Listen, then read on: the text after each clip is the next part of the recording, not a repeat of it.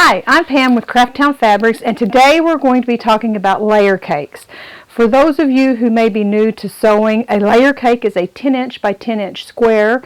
They usually come with 42 different fabrics, maybe a few repeats in a package. And that's what we're going to make our quilts out of today. We're going to take our layer cakes and we're going to cut a 2-inch strip off each side, and we're going to use those for our sashing and our corner blocks. Now I will be using a guidelines ruler today. It's really nice ruler. You have these little clips here and you can move it to the size that you want to cut your strips, squares, whatever it is that you're cutting. So we're going to line that up along the edge here and make our first cut. And then a rotating mat is really nice to have for this also, because you're not moving any of your fabric and you get a more precise cut. Okay. So you end up with these pieces. You end up with an 8-inch square, 2 rows of your 2x8s, and a 2-inch square.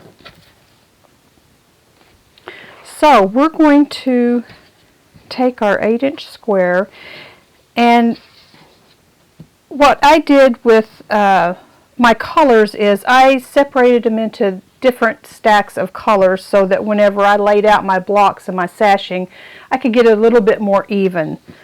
So we're just going to lay out a few here just to show you what it's going to look like.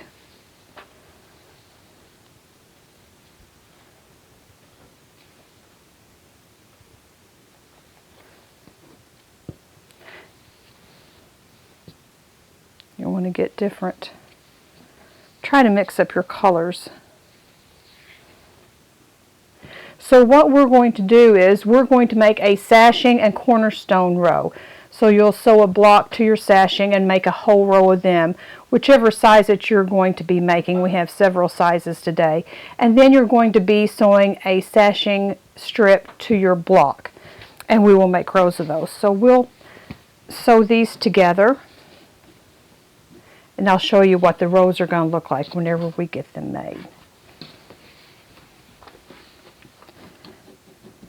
The best way to do this is get your quilt laid out the way you want, and then you can do them row by row so that you can just kind of chain piece them together.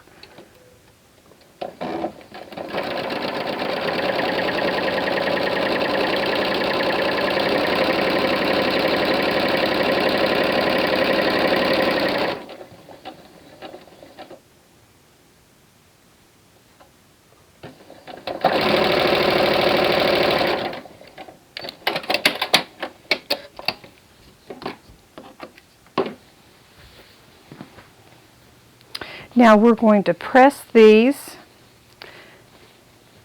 We usually set our seams and then press them open. Now whenever you do go to press these, you'll want your seams, since they're going to be going together, your seam going towards your sashing square, and then have your sashing strips going towards your block. That way, whenever you sew your rows together, they're going to nest better. You can also starch, use a little starch.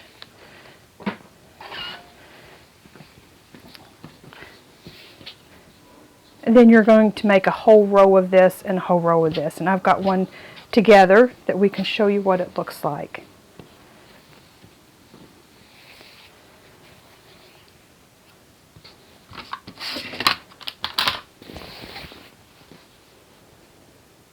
Here's your block and sashing rows, and then here's your cornerstones with your sashing. And you'll make your rows, and then you'll just flip them and sew down this line to get them together. And then you'll do that with all your rows until you get your center made. Now, over here on the wall we have our samples. We've made, out of one of our layer cakes, we've got 2 baby quilts out of that. This one ended up being 37.5 by 46.5, and it used 20 squares, and then this one over here used 12 squares, and it ended up being 29 by 37 and a half.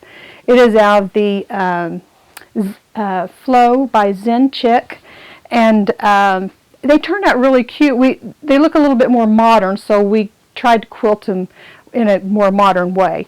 Now we also used the Bees in Bloom by Kansas Troubles to make a lap quilt, and it ended up a lot more like the lap size quilt.